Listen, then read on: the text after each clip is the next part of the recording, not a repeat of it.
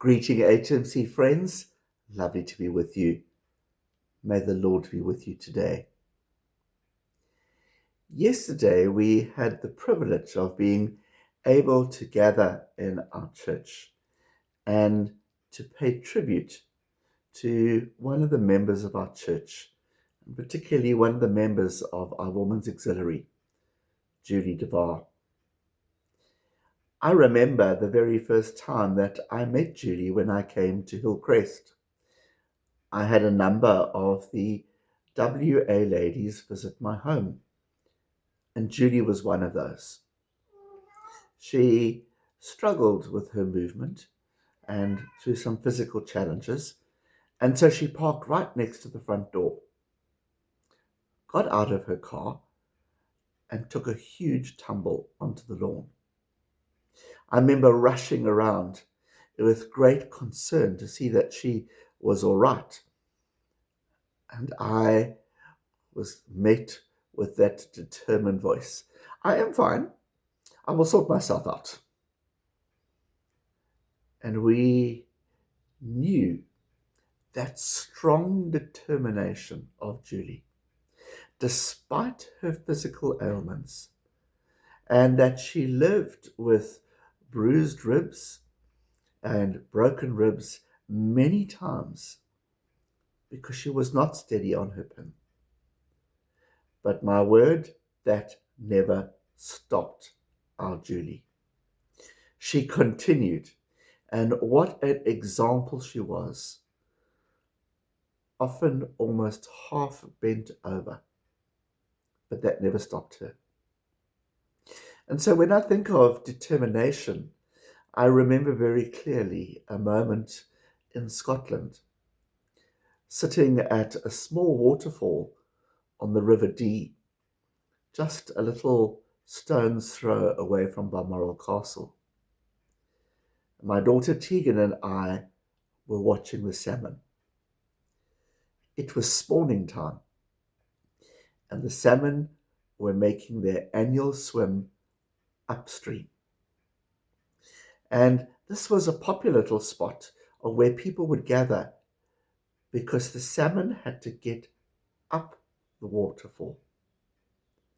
When they were young, they had come down. But getting up this waterfall was no mean feat, because a small little waterfall and rocks was a number of times higher than the size of the salmon. And so we would watch as they would gather at the bottom, they would swim around, and this great leap that would take place, generally ending in defeat, back at the bottom of the pool again. But it never stopped them. And we sat for a while, we'll just watch this one get over. And they didn't. And yet they tried again and again. And so we stayed a little bit longer. We stayed until it was dark and we couldn't see anymore. Fascinated by their determination. And James, in writing in chapter 1, speaks to us, and picking up from verse 12, blessed is the person who perseveres under trial, because they have stood the test, and they will receive the crown of life that God has promised to those who love God. We know in other parts where we are encouraged, I can do all things in Christ Jesus. Those poor salmon, they absolutely fascinated me, that they spent every bit of their fiber to get up. The drive was so strong. And so today I know that there are many times when I lose some of that drive or that energy, or sometimes I need to recoup it. But as we saw in Julie, there is a goal to get up, a goal to follow Christ, a goal to persevere in the circumstances that we face. And so today, like Timothy says, fight the good fight. Let us persevere.